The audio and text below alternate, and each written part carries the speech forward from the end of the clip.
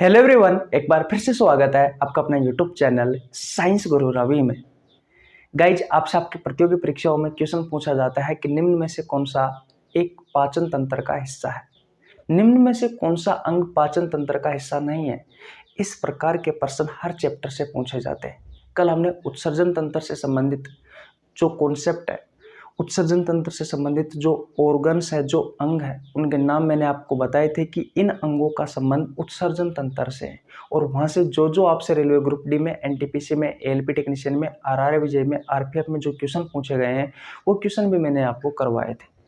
Same वैसे ही आज मैं आपको पाचन तंत्र के जो मुख्य अंग है, जिनका संबंध पाचन तंत्र से है, उन अंगों के बारे में बताने वाला हूं। यानी कि कभी भी अब आपसे आपके एग्जाम में क्वेश्चन पूछे कि निम्न में से कौन सा अंग एक पाचन तंत्र का हिस्सा है, तो आप उस क्वेश्चन का आंसर आसानी से दे सकते हो। चलिए फिर आज की क्लास की शुरुआत करते हैं। चैनल पर नए तो चैनल को सब्सक्राइब कर लेना, बेल आइकन को प्रेस कर लेना, ताकि आपके पास हमारे वीडियो का नोटिफिकेशन टाइम टू टाइम पहुंच सके। देखिए भैया, चैप्टर का नाम है डाइजेस्टिव सिस्टम, अर्थात पाचन तंत्र। अब पाचन तंत्र में हम किन किन अंगों के बारे में पढ़ते हैं, उन अंगों के मैं आपको नाम लिखवाने वाला हूं, और फिर उन अंगों से किस तरीके से आपके एग्जाम में क्वेश्चन पूछे जाते हैं वो भी मैं आपको करवाने वाला हूं। आप सभी को पता है, हम ऐसे अंगों के बारे में पढ़ते हैं पाचन तंत्र में जो पाचन में सहायक होते हैं। पाचन क्या है, डाइजेशन क्या है, भोजन के बड़े बड़े अणुओं को छोटे छोटे अणुओं में तोड़ना ही पाचन कहलाता है, डाइजेशन कहलाता है। भोजन के पाचन में एंजाइम सहायक होते हैं, वो बात एक अलग है। सबसे पहले जब आप भोजन खाते हो तो आपके मुंह में जाता है, आपके माउथ में जाता है, आपके मुंह में जाता है। आपके मुंह में एक खाली जगह है, जिसे क्या कहा जाता है, इसे कहा जाता है माउथ केविटी। माउथ केविटी कह दीजिए या फिर बक्कल केविटी कह दीजिए या फिर ओरल केविटी कह दीजिए, बात एक ही है। और इस माउथ केविटी में, इस बक्कल केविटी में, इस ओरल केविटी में कौन कौन से अंग उपस्थित होते हैं, तो भैया आपके दांत उपस्थित होते हैं। एक मिनट रुकना भैया, स्पेलिंग गलत हो गई। क्या क्या उपस्थित होते हैं, आपके दांत उपस्थित होते हैं। इसके अलावा आपकी टंग, आपकी जीभ उपस्थित होती है। इसके अलावा आपकी सलाइवरी ग्लैंड्स, जो लारीय ग्रंथि होती है, ये उपस्थित होती है। तो अगर इनके बारे में पूछा जाए तो भैया बता देना कि इनका संबंध किससे है। इनका संबंध पाचन तंत्र से है, डाइजेस्टिव सिस्टम से। मुंह के बाद में भोजन जाता है फेरिक्स में। फेरिक्स, इसे हिंदी में ग्रसनी कहा जाता है। ये भोजन और वायु का कॉमन पथ होता है। तो अगर फेरिक्स के बारे में पूछे तो बता देना ये पाचन तंत्र का हिस्सा भी है और ये श्वसन तंत्र का हिस्सा भी है। इतनी बात क्लियर है। फेरिक्स के बाद में भोजन जाता है फूड पाइप में। फूड पाइप में, भोजन नली में। भोजन नली में भोजन का किसी भी प्रकार का पाचन नहीं होता है। इसे ईसोफेगस के नाम से भी जाना जाता है, ग्रासनाल कहा जाता है। हिंदी में भोजन नली भी कह सकते हैं। और भोजन नली के बाद में भोजन जाता है स्टोमक में, यानी कि आपके आमाशय में, जिसे पेट भी कहा जाता है। आपके आमाशय में प्रोटीन का पाचन होता है, मुंह में कार्बोहाइड्रेट के पाचन की शुरुआत होती है, और आपके पेट में प्रोटीन के पाचन की शुरुआत होती है। पेट में प्रोटीन के अलावा ना तो कार्बोहाइड्रेट का पाचन होता है, ना ही वसा का पाचन होता है। मैंने डाइजेस्टिव सिस्टम वाले चैप्टर में आपको बहुत अच्छे से पढ़ाया था। अगर आपने डाइजेस्टिव सिस्टम वाला चैप्टर नहीं पढ़ा है तो आपको नीचे लिंक डिस्क्रिप्शन में मिल जाएगा, आप जाकर पढ़ सकते हैं। आपके पेट में 3 से 4 घंटे तक भोजन ठहरता है। उसके बाद में जाता है भोजन भैया छोटी आंत में, यानी कि स्मॉल इंटेस्टाइन में। स्मॉल इंटेस्टाइन के भी 3 भाग होते हैं। डुोडेनियम वाले भाग से शरीर के 2 ऑर्गन जुड़े हुए होते हैं, एक लीवर और एक पेंक्रियाज। वैसे लीवर जो हुआ है, इसके बारे में हम एक्सीलेटरी सिस्टम में भी मैंने आपको बताया था कि लीवर जो होता है वो यूरिया का निर्माण करता है, यूरिया चक्कर या ऑर्निथिन चक्कर की सहायता से। फिर ये यूरिया ब्लड में घुलकर आपकी किडनी के पास जाता है, किडनी से छान करके अलग कर देती है, और ये यूरिन की सहायता से शरीर से बाहर निकल जाता है। तो यूरिया के बारे में, लीवर के बारे में हम एक्सीलेटरी सिस्टम वाले चैप्टर में भी पढ़ते हैं, लेकिन वैसा क्वेश्चन नहीं पूछा जाएगा।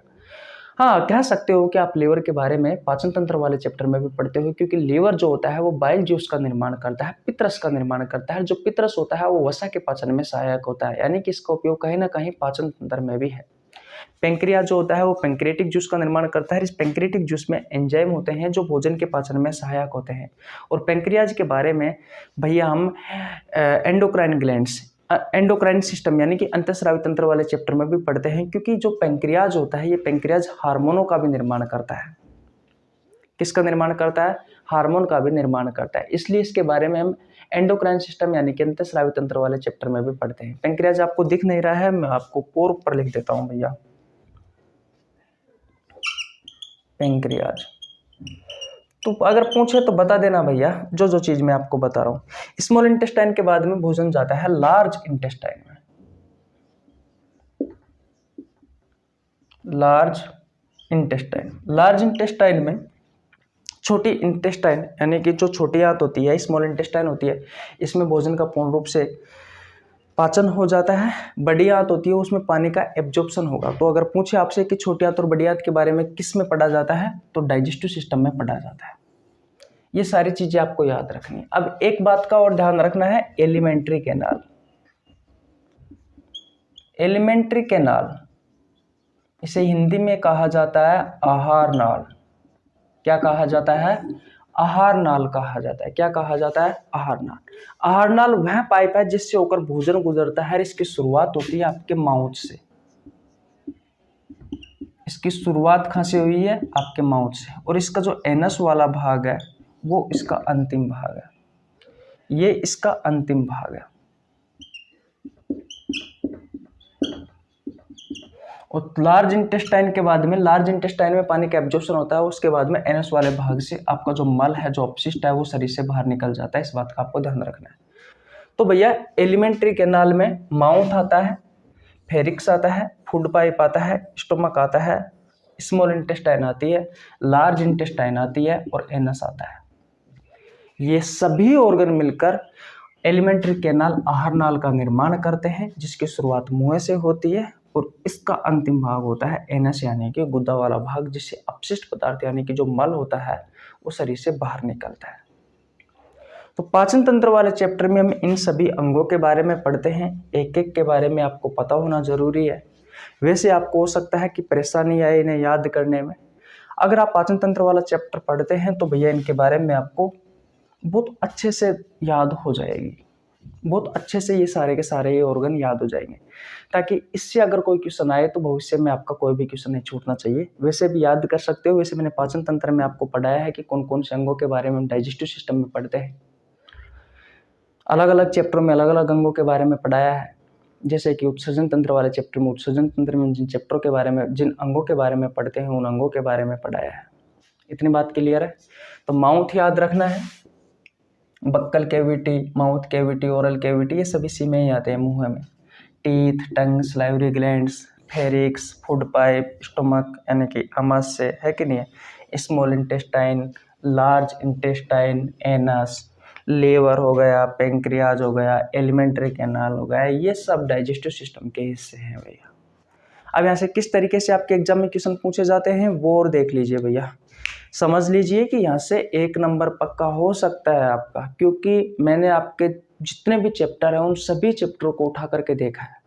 उसमें इस प्रकार के क्वेश्चन अक्सर मुझे दिखे हैं कॉमन, इसलिए मैंने ये कॉन्सेप्ट अलग से निकाला। आप पूरी यूट्यूब पर देख लेना भैया, आपको यूट्यूब पर कहीं नहीं मिलेगा ये कॉन्सेप्ट। और हर छोटी छोटी बातें हमें आप तक पहुँचाना ज़रूरी होता है, क्योंकि आप हमारे ऊपर विश्वास करके यहाँ पर बैठे हो। एक एक नंबर बहुत ज़्यादा इम्पोर्टेंट है आपके एग्जाम के पॉइंट ऑफ व्यू से। अगर छोटे छोटे क्वेश्चनों से अगर हमारा क्वेश्चन छूट जाता है तो फिर तो कोई मतलब नहीं है इतना पढ़ने का। तो छोटी से छोटी चीज़ से लेकर के बड़ी से बड़ी चीज़ तक हमें साथ लेकर के चलनी है। तो कोई दिक्कत नहीं है। बायोलॉजी आप हमारे साथ पढ़िए, आपको बहुत कुछ सीखने को मिलेगा। मैंने बायोलॉजी के बहुत सारे चैप्टर और बहुत सारे चैप्टरों के MCQ क्वेश्चन इस यूट्यूब चैनल पर करवा रखे हैं। आप जाइए, प्ले लिस्ट में जाकर आप चेकआउट कर सकते हैं। अगर आपने पाचन तंत्र वाला चैप्टर नहीं पढ़ा है तो पाचन तंत्र का आपको नीचे लिंक डिस्क्रिप्शन में मिल जाएगा, आप जाकर चेकआउट कर सकते हैं। और इसके अलावा अगर आपको इसके प्रीवियस ईयर के क्वेश्चन करने हैं जो रेलवे ग्रुप डी में, एनटीपीसी में, एलपी टेक्नीशियन में, आरआरबी जे में, आरपीएफ में पूछे गए हैं, तो भैया जनशताब्दी एक्सप्रेस बैच मैंने स्टार्ट किया था 1 फरवरी से, जिसमें मैं आपको बायोलॉजी के प्रीवियस ईयर के क्वेश्चन करवा रहा हूँ। उसमें मैं आपको 7-8 चैप्टर करवा चुका। तो उस जनशताब्दी एक्सप्रेस बैच में भैया पाचन तंत्र मैंने कंप्लीट करवा दिया है। रेलवे ग्रुप डी में, एनटीपीसी में, एलपी टेक्नीशियन में, आरआरबी जे में, आरपीएफ में जितने भी क्वेश्चन पूछे गए हैं वो सभी क्वेश्चन मैंने अच्छे से वहाँ पे करवाए हैं। तो उनका भी मैं आपको नीचे लिंक डिस्क्रिप्शन में दे दूंगा, वहाँ जाकर आप चेकआउट कर सकते हैं। चलिए भैया, अब इस जगह से कौन कौन से क्वेश्चन आपसे आपके एग्जाम में पूछे गए हैं वो क्वेश्चन मैं आपको करवा देता हूँ। ले लिया आपने स्क्रीनशॉट? ओके भैया, देखिए भैया, ये रहे आपकी स्क्रीन के सामने जो मैंने आपको कॉन्सेप्ट सिखाया था। उस कॉन्सेप्ट से जो आपके एग्जाम में क्वेश्चन पूछे गए हैं वो निम्न में से कौन सा आहार नाल का हिस्सा नहीं है? आहार नाल के बारे में मैंने आपको बताया था, एलिमेंट्री कैनाल के बारे में बताया था कि यह वह पाइप है जिससे होकर आपका भोजन गुजरता है। आरआरबी एनटीपीसी में पूछा गया था 27/2/2021 को। इसके आहार नाल के पाचन की शुरुआत आहार नाल की शुरुआत आपके मुंह से होती है और इसका अंतिम जो भाग होता है वो एनस वाला भाग होता है। इतनी बात क्लियर है। मलाशय, मलाशय के बारे में आप जानते हो, आपकी जो लार्ज इंटेस्टाइन होती है, इस लार्ज इंटेस्टाइन के 3 भाग होते हैं। एक होता है सीकम, एक होता है कोलोन और एक होता है रेक्टम। तो रेक्टम वाला जो भाग होता है इसे ही मलाशय कहा जाता है। इतनी बात क्लियर है? किसी को कोई प्रॉब्लम बिल्कुल नहीं होनी चाहिए। तो मलाशय आहारनाल का भाग है, क्योंकि लार्ज इंटेस्टाइन के बारे में मैंने आपको बताया था कि लार्ज इंटेस्टाइन आहारनाल का ही एक भाग है। ठीक है भैया। ग्रासनाल भोजन नली को कहा जाता है, इसोफेगस को कहा जाता है, फूड पाइप को कहा जाता है, गस्निफेरिक्स को कहा जाता है। भोजन और वायु का कॉमन पथ होता है। और जो श्वास नली है इसके बारे में मैंने आपको नहीं बताया था भैया पाचन तंत्र वाले चैप्टर में, तो इसका राइट आंसर यही हो जाएगा। ये तीनों गलत हो जाएंगे, क्योंकि आपसे क्वेश्चन पूछ रहा है कि आहार नाल का हिस्सा कौन सा नहीं है? श्वास नली नहीं है भैया, क्योंकि श्वास नली के बारे में हम किस में पढ़ते हैं? हम रेस्पिरेटरी सिस्टम यानी कि श्वसन तंत्र वाले चैप्टर में पढ़ते हैं भैया। इस बात का आपको ध्यान रखना है। क्वेश्चन नंबर 2 के बारे में बात करते हैं। निम्नलिखित में से कौन सा पाचन तंत्र का हिस्सा नहीं है? ये क्वेश्चन आपसे कहाँ पूछा गया है? ये क्वेश्चन आपसे आरआरबी जेईई में 31/5/2019 को पूछा गया है। यकृत के बारे में हम पाचन तंत्र वाले में पढ़ते हैं भैया। आमाशय पेट के बारे में हम पाचन तंत्र में पढ़ते हैं। मुंह के बारे में हम पाचन तंत्र वाले चैप्टर में पढ़ते हैं। हृदय के बारे में नहीं पढ़ते, क्योंकि हृदय के बारे में जो पढ़ा जाता है वो पढ़ा जाता है भैया सर्कुलेटरी सिस्टम में, रक्त परिसंचरण तंत्र वाले चैप्टर में पढ़ा जाता है। तो कुछ इस प्रकार के सिंपल से क्वेश्चन है 1-1 नंबर के, जिनके बारे में आपको पता होना जरूरी है। मैंने आपसे कहा था कि हम आपको प्रत्येक चैप्टर के इस प्रकार के क्वेश्चन करवाएंगे, क्योंकि यहाँ से 1-1, 2-2, 3-3, 4-4 क्वेश्चन आपके प्रत्येक एग्जाम में पूछे गए। तो 2 चैप्टर में आपको करवा चुका। उत्सर्जन तंत्र वाला चैप्टर की क्लास कल अपलोड कर दी थी, तो आपको नीचे लिंक डिस्क्रिप्शन में मिल जाएगा, उसका भी लिंक आप जाकर देख लीजिए भैया। और इसका नीचे, और ये तो क्लास आपकी हो ही गई। कल हम आपको किसी अन्य चैप्टर से संबंधित महत्वपूर्ण जो अंग है उनके बारे में भी आपको बता देंगे। तो अगर आपको वीडियो अच्छी लगी है तो वीडियो को लाइक कर दीजिए। चैनल पर नए चैनल को जरूर सब्सक्राइब कर लेना, बेल आइकन को प्रेस कर लेना, ताकि आपके पास हमारी वीडियो का नोटिफिकेशन टाइम टू टाइम पहुंच सके। स्क्रीनशॉट ले लीजिए, सारी चीज़ें हैं, नोट कर लेना। मिलते हैं नेक्स्ट वीडियो में, तब तक के लिए बाय बाय।